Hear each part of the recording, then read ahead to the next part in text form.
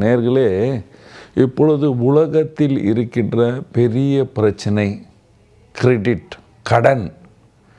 எனக்கு 10 லட்சம் கடன், 10,000 கடன், 10 கோடி கடன், 10,000 கோடி கடன். கடன் வாங்கினாதான் பெரிய மனிதனாக வரலாம். கடன் வாங்கி கடனை திரும்பி கொடுக்க முடியாமல் தவிக்கிறவங்க பல லட்சம் பேர், பல கோடி மக்கள் என்று சொல்லுவேன். ஏன் மனிதன் இந்த கடன் சிக்கலில் மாட்டிக்கொள்கிறார்கள்? என்ன காரணம் இதுக்கு? பாருங்க, ஒரு மனிதன் ஜாதகத்தில் ஆசையும் பேராசையும் 11வது பாவத்துக்கு அதிபதி சனியுடன் இருந்தால் இவர்களுக்கு பேராசை ரொம்ப அதிகமாக இருக்கும். சுக்கிரனுக்குடன் சேர்ந்தால் 11க்கு அதிபதி, இவர்கள் லக்ஸூரியஸ் வாழ்க்கை வாழலும் என்று பார்ப்பார்கள். பாப கிரகங்கள் லக்னத்தில் இருந்தால், செவ்வாய் சனி இருந்தால், நான் உலகத்தில் பெரிய இண்டஸ்ட்ரியலிஸ்டராக வர வேண்டும் என்று நினைப்பார்கள். 2ஆம் பாவத்தில் செவ்வாய் இருக்கும் பொழுது லக்னாதிபதி அஸ்தமாக இருந்தால் வாழ்க்கையின் முன்பகுதியில் தன்னுடைய தந்தையின் ஆரோக்கியத்துக்காக கடன்காரனாக மாற வேண்டிய கட்டாயம் ஏற்படும் என்று சொல்வேன்.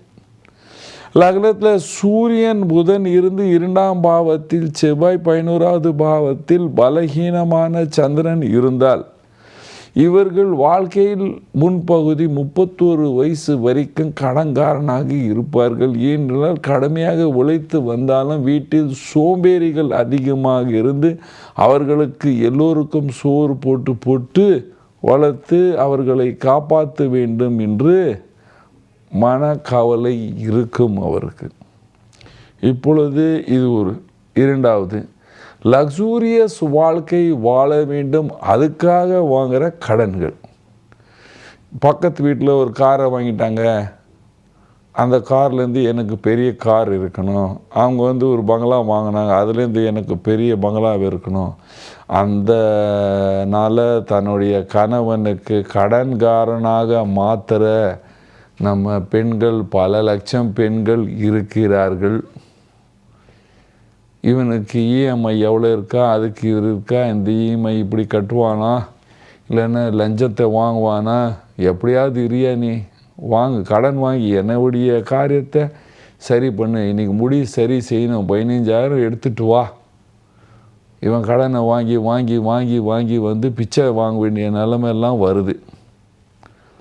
நான் ஒரு வீட்டில் வாஸ்து பண்ணுறேன். அந்த அம்மா சொன்னாங்க, சார் எங்களுக்கு ஃபார்ச்சுனர் வாங்கணும் சார், எங்கள் அண்ணன் வாங்கியிருக்கார், நாங்கள் வாங்கலைன்னா எங்களோட எவ்வளோ பிரச்சனை. நான் சொன்னேன், ஃபேக்ட்ரியே நின்று போயிடுச்சம்மா, எப்படிம்மா ஃபேக்ட்ரியை விற்றுட்டு கார் வாங்கலாமா அப்படின்னாரு. அந்தம்மா சொல்கிறாங்க, ஃபேக்ட்ரியை விற்று கார் வாங்கணுமா, அப்புறம் சாப்பாடு என்ன செய்வீங்க, வேறு சின்னதாக கார் வேணாம்மா, புதுசாக நீங்கள் ஒரு சின்னதாக ஃபேக்ட்ரி ஆரம்பிங்க அப்படின்னு.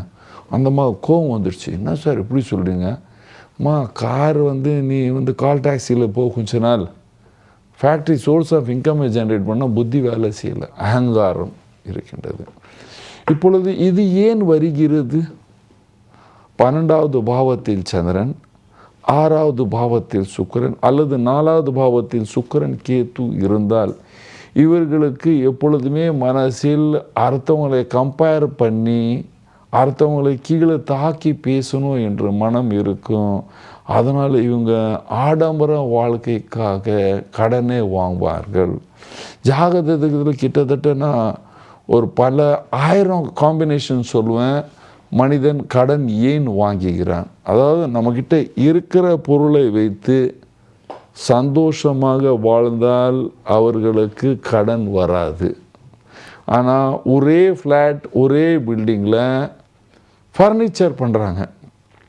ஒருத்தர் 10 லட்சத்தில் பண்ணுறாரு, ஒருத்தர் 20 லட்சம் பண்ணுறாரு, ஒருத்தர் நான் பாம்பேலேருந்து இன்டீரியரை கூப்பிட்டேன், அவங்க இப்படின்னு சொல்லி 95 lakhsக்கு ஃபர்னிச்சர் பண்ணுறாங்க. எல்லாமே கடன், பேங்க் லோனு, பில்டிங் கட்டி பில்டர்ஸ் எல்லாமே நல்ல டீமை வச்சுருக்காங்க. Sir, we will generate the bank loan for you. கட்டுறது யார்? மாதம் 1,00,000 சம்பாதிக்கிறான், வீட்டுக்கு 20,000 தான் வருது, 80,000 லோனுக்கு போகுது கடன்.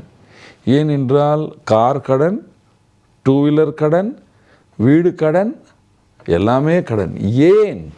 ஏன் என்றால் மனதில் அடுத்தவரை கம்பேர் செய்து, இவன் இப்படி வாழ்கிறானே, நான் இப்படி தான் வாழணும், அவங்க என்ன நினைப்பாங்க. இந்த மனம் மனிதனுக்கு இருக்கும் பொழுதெல்லாம் அவன் கடன்காரனாகவே வாழ்வான். அதனால் மனதை திருடம்படுத்தி நமக்கு இருக்கின்ற வருமானத்துக்கு தகுந்தா போல் செலவை செய்து நாம் எல்லோரும் சுகமாக வாழலாம். அதுக்காக நம்ம செய்ய வேண்டிய பரிகாரங்கள் என்னது? நாம் இருக்கிற வீட்டுக்கு வடகிழக்கு சுத்தமாக வைத்து கொள்ள வேண்டும். தினமும் காலையில் ஏஞ்சிட்டு பூமாதேவியை தொட்டு கும்பிடணும். தாயே, உன் மேலே காலை வைக்கிற, என் மேலே இருக்கிற கடன் தீர வேண்டும். பெட்டில் பாயில் படுத்தா பூமியில் கால் வைப்பீங்க இல்லையா, அந்த பூமாதேவியை கும்பிடணும். கையிலேருந்து கும்பிட்டுட்டு சொல்லணும், அம்மா, என் மேலே இருக்கிற சகல கடனை நீ நீக்கிடு என்று பிரார்த்தனை செய்யணும்.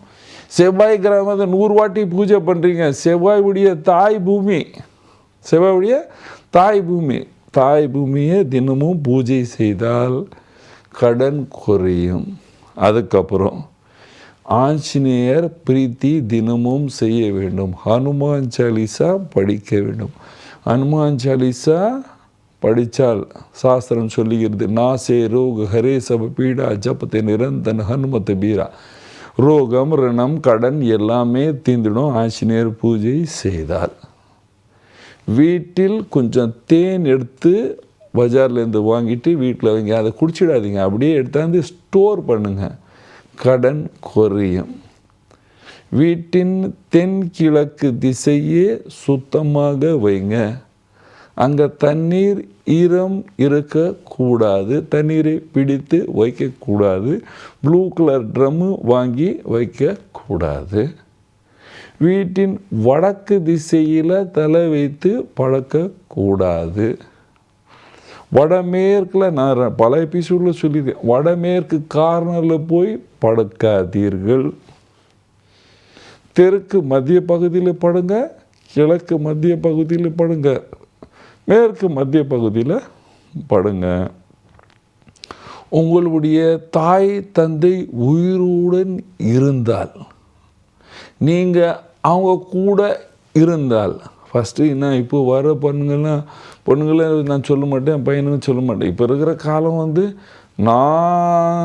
நான் அப்படின்னு சொல்கிற காலம் இருக்குது. அதனால் கஷ்டம் அதிகமாக இருக்குது. உயிருடன் இருந்தால் அவங்க காலை தொட்டு கும்பிடுங்க. கோயில் போகலன்னா பரவாயில்ல, எந்த சாமியை கற்பூரம் வைக்கலன்னா பரவாயில்ல, பூ எடுத்துகிட்டு போகலனாலும் பரவாயில்ல. அதில் யாருக்கு தாத்தா உயிரோடு இருக்காங்களோ, தாத்தா குரு, அப்பா சூரியன், அம்மா சந்திரன், இந்த 3 கிரகமும் நல்லா இருந்தால் நீங்கள் ராஜா போல் வாழலாம், கடனே இருக்காது. தாத்தா காலில் விழுந்து ஆசீர்வாதம் வாங்கிங்க. டெய்லி வாங்கலைன்னா மாதத்தில் ஒரு வாரி, வாரத்தில் ஒரு வாட்டி அவங்க காலில் விழுந்து ஆசீர்வாதத்தை வாங்கி கொள்ளுங்க. அவங்க கையிலேருந்து வெல்லமும் சர்க்கரையும் வாங்கி சாப்பிடுங்க. கடன் இல்லாமல் சந்தோஷமாக ராஜா போல வாழ்வீர்கள். நன்றி, வணக்கம். இது போன்ற ஆன்மீக வீடியோக்களை தொடர்ந்து பார்க்க கடவுள் டிவி யூடியூப் சேனலை சப்ஸ்கிரைப் பண்ணுங்க.